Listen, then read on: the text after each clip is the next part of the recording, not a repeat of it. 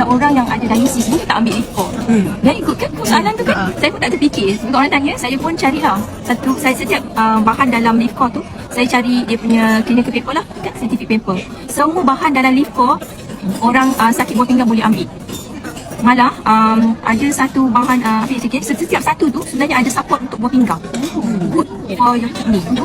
So it's better for dialysis person. Yes, they should take. So, orang yang ada masalah buah pinggang, even dialysis pun boleh ambil. Setiap satu. I tengok on milk dessert, I tengok on curcumin, oat, tu kita punya brokoli, artichoke, brokoli tu semua ada protective effect untuk buah pinggang. So dia makan satu hari sebiji lebih bagus ataupun 2 biji sehari lebih bagus? Sebab dia tak ada restriction.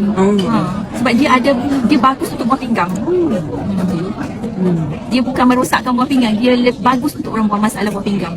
Ini sebab baca kan, sebab kalau tidak saya tak berani juga. Saya baca this is very ada protective effect untuk kidney. Untuk kidney. Saya cakap bagus ni. Kan selalu kan kita takut kan. Cuma yang kita berani bagi syruto kan. So far kan syruto. Tapi kita punya leaf core pun bagus.